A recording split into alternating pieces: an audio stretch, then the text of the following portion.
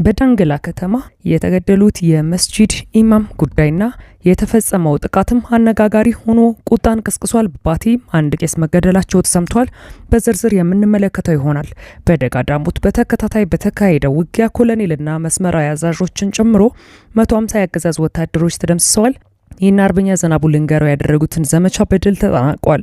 የአውሮፓ ህብረት በትግራይ ክልል የተፈጠረው ሰሞንኛውን ውጥረት አሳስቦኛል ብሏል።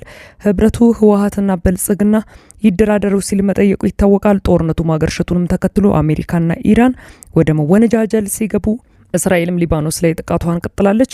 ሰላም ጤና ይስጥልኝ ክቡራን አድማጮች፣ አብራችሁን ስትቆዩ እነዚህና ሌሎች መረጃዎችን ታደምጣላችሁ። ለቻናላችን አዲስ ከሆኑ ሰብስክራይብ በማድረግ እንዲሁም ቪዲዮንም ላይክ በማድረግ ጀምሩ። በቀጥታ ወደ ዝርዝር መረጃው። በዳንግላ ከተማ የተገደሉት የመስጂድ ኢማም ጉዳይና የተፈጸመው ጥቃትም አነጋጋሪ ሆኗል። በአማራ ክልል አዊ ብሔረሰብ ዞን የዳንግላ ከተማ መስጂድ ኢማም የነበሩት ሼህ የሱፊያን አደም መገደላቸውን የአካባቢው ነዋሪ አስቆጥቷል።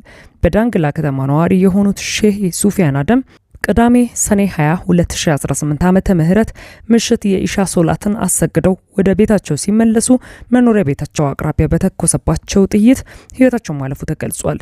ሼህ ሱፊያን አደም ከ20 ዓመታት በላይ በከተማዋ በሚገኘው የሁትባ መስጂድ ኢማም ሆነው ያገለገሉና ለማህበረሰቡ መንፈሳዊ አስተምሮቶችን በመስጠት የሚታወቁ አባት እንደነበሩም የአካባቢው ነዋሪዎች ገልጸዋል። ኢማሙን ግድያ በሚመለከትም እየወጡ ያሉ መረጃዎች ያገዛዙን የተጠና ሴራ የሚጠቁምም ሆኗል። የሼህ ሱፊያን ቀብር ስነ ስርዓት በትናንትናው ዕለት መላ ማህበረሰብ በተገኘበት በከፍተኛ ሀዘን በዳንግላ ከተማ የተፈጸመ ሲሆን ነዋሪውን ፍትህ ጠይቋል። ይህ በእንዲህ እንዳለ በወቅታዊ ጉዳይ ላይ ከኢትዮጵያ ህዝባዊ አብዮታዊ ፓርቲ የተሰጠው መግለጫ አገዛዙ በሃይማኖት ጉዳይ የሳበውን የቁማር ካርድ ኮንኗል። መግለጫው አገዛዙ ስልጣን ከያዘበት ዕለት አንስቶ ለዘመናት በወንድማማችነት መከባበር አብሮ በኖረ ህዝብ መካከል ግጭትና እልቂት እንዲፈጠር ሆን ብሎ አጀንዳዎችን በመምዘዝ አያሌ ጥፋቶችን ሲፈጽምና ሲያስፈጽም መቆየቱን በተደጋጋሚ ያየንና የሰማነው ሀቅ ነው ብለዋል።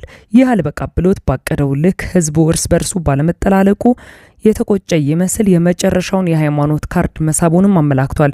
ይህን እኩይ እቅዱንም ከላይ እስከታች ባለው መዋቅሩ በሚገኙት አመራሮች በተደጋጋሚ በአደባባይ ገልጿል። በተለይም በሁለቱ ሃይማኖቶችና በአገዛዙ ሴራ እየደረሰ ያለውን ግፍና መከራ ለዓለም ባጋለጡ ንጹሃን ላይ የደረሰው ስራት የአገዛዙ የመጨረሻውን ካርድ ስለመምዘዙ በቂ ማሳያዎች መሆናቸው ተገልጿል። አሁን ደግሞ በዳንግላ ከተማ በሚገኝ የሁትባ መስጂድ ኢማም ሼህ ሱፊያን አደም ወደ ቤታቸው በመመለስ ላይ ሳሉ በተተኮሰባቸው ጥይት ህይወታቸው ማለፉን ኢያፓ ጠቅሷል። በተመሳሳይ ሰኔ 17 2018 ዓመተ ምህረት በከሚሴ ሀገረ ስብከት የባቲ ጎሃጥባ አቡነ ተክለ ሃይማኖት ቤተክርስቲያን አገልጋይ ቄስ ፍሬ ሀብታሙ በባቲ ከተማ በሚገኝ መኖሪያ ቤታቸው በተከፈተባቸው ተኩስ ህይወታቸው ማለፉንም ገልጸዋል። በእምነት አባቶችና ምዕመናን ላይ የሚደርሰውን ተደጋጋሚ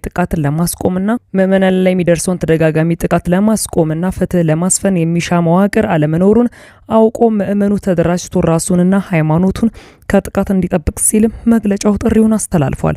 በተጨማሪም ካለፉት ዓመታት ወዲህ የተደራጀ መዋቅራዊ ጥቃት ሰለባ የሆኑት የኢትዮጵያ ኦርቶዶክስ ተዋሕዶ እንዲሁም የእስልምና እምነት ተከታዮች በአገዛዙ ከተደገሰላቸው የፖለቲካ የጥፋት ሴራ እርስ በርስ እንዲጠባበቁና በዘመናቸው ሁሉ ያሳዩትን የወንድማማችነትና የመከባበር እሴት አሁንም አስጠብቀው እንዲኖሩ ኢያፓ አደራ ብሏል። ይህ በእንዲህ እንዳለ በደጋ ዳሞት በተከታታይ በተካሄደው ውጊያ ኮሎኔልና መስመራዊ አዛዦችን ጨምሮ 150 ያገዛዙ ወታደሮች ተደመሰሱ። በተከታታይ ቀናት በደጋ ዳሞት ወረዳ የተደረገው ትንቅንቅ በሻለቃ ዘናቡ ልንገረውና በመቶ አለቃ በበሰው መሆን እየተመራ በድል መጠናቀቁ ተነግሯል። በደጋ ዳሞት አባት አርበኞች በቋሪት አባት አርበኞች በ109ኛ ኮር 99ኛ ክፍለ ጦር ደጋ ዳሞት ሻለቃና በ206ኛ ኮር 24ኛ ክፍለ ጦር ስናን አባጅሜ ሻለቃ መጠነ ሰፊ ጥቃት ዘመቻው በድል መጠናቀቁን አፋብን አስታውቋል። በዚህ ወሳኝ ድል ከፍተኛ ቁጥር ያለው ያገዛዙ ሰራዊት ከጥቅም ውጭ መሆናቸውም ታውቋል። አንድ የ76ኛ ክፍለ ጦር አዛዥ ሙሉ ኮሎኔልና አንድ ሌትናንት ኮሎኔል 2 ሻለቃ አመራሮች ከ8 በላይ መስመራዊ የጦር መኮንኖችና ከ150 በላይ እግረኛ ሰራዊት መደምሰሳቸውም ታውቋል። በዚህ አውደ ውጊያ ከፍተኛ ቁጥር ያለው የነፍስ ወከፍና የቡድን መሳሪያዎች ወደ ፋኖ ገቢ ሆነዋል። አንድ ባለ 82 ኤምኤም ሞርተር 2 ዲሽቃ፣ 8 ብሬን፣ 5 ስናይፐር፣ 230 ክላሽ እና በርካታ ተተኳሾች ከተማረኩት ወታደራዊ ቁሳቁሶች መካከል ይጠቀሳሉ ሲልም የአፋብን ቴዎድሮስ እዝ 109ኛ ኮር ህዝብ ግንኙነት አስታውቋል። ይህ በእንዲህ እንዳለ በዛው በምዕራብ ዕዝ ቀጠና የምስራቅ ጎጃም ዞን የፋኖ ቴዎድሮስ እዝ 201ኛ ኮር በቢቡኝ ወረዳዎች በህዝብ ውይይትና የአርበኞች ንቅናቄ ማካሄዳቸው ታውቋል።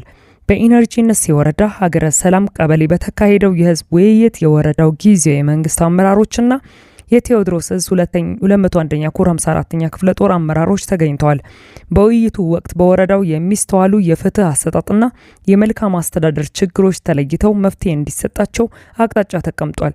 በጸጥታ ዙሪያ ያሉ ስጋቶችን በመለየት የህብረተሰቡን ደህንነት ለማረጋገጥ የሚያስችል የጋራ ስምምነት ተደርሷልም ተብሏል። በተመሳሳይ ትናንት በቡቢኝ ወረዳ ደብረ ዘይት ፑችትና አዞሬ መድኃኔዓለም ቀበሌዎች የአባት አርበኞች ላይ ግዳጅ ዝግጁ መሆናቸውን በይፋ አስታውቋል። በዚህ መድረክ የወረዳው ጊዜያዊ መንግስት የጸጥታ ዘርፍ ኃላፊዎችና አስፈጻሚ ኮሚቴዎችም ተገኝተዋል። በየአካባቢው የተሰባሰበውን የመንግስት ሰራዊትና ኃይል ለመመከት የሚደረገውን የሰኔ ዘመቻ በሙሉ አቅም እንደሚቀላቀሉም አባት አርበኞች አረጋግጠዋል። ትግሉ እስኪሳካና ነጻነት እስኪረጋግጥ ድረስ ከፋኖ ጎን በመቆም እስከ መጨረሻው እንደሚታገሉም ቃል ገብተዋል።